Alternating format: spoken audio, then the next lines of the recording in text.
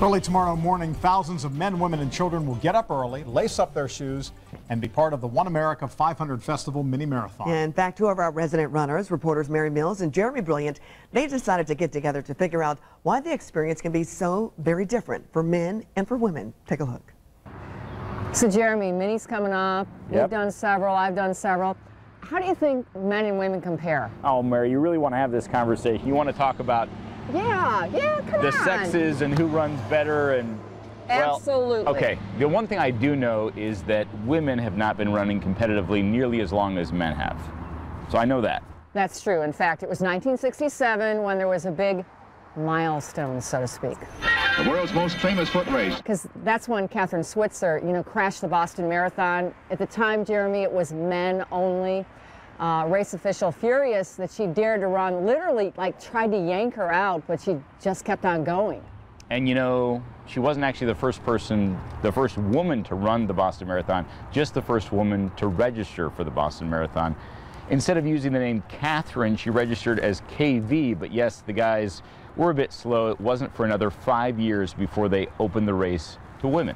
Okay, so that's history. Let's fast forward To now.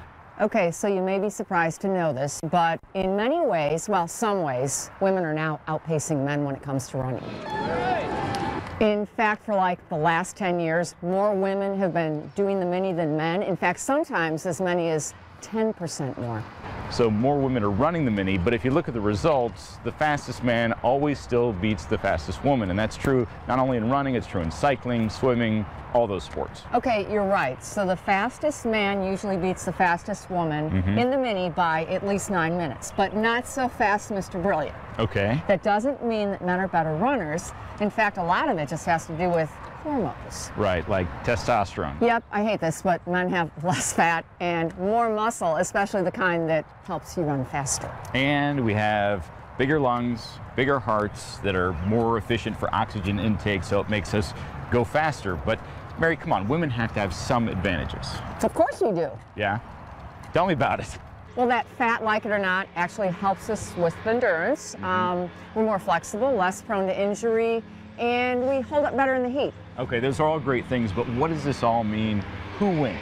Well, whoever crosses the finish line first. Mary, that's a great point, great line, but I bet I can beat you at the finish line. Well, let's see, let's go. But you've been training, I haven't. Yeah, okay, so the bottom line is men can run faster than women, right? Well, it depends. Not on the clothing like this. You have the advantage. Go, Mary, go! Go, Mary, go. And they're still out there running. They are still out there running. I like that idea of, the fluffiness. That helps our endurance. I like So I'm that good to better than go. fat, too, by the Endurance, way. yeah, fluffy better than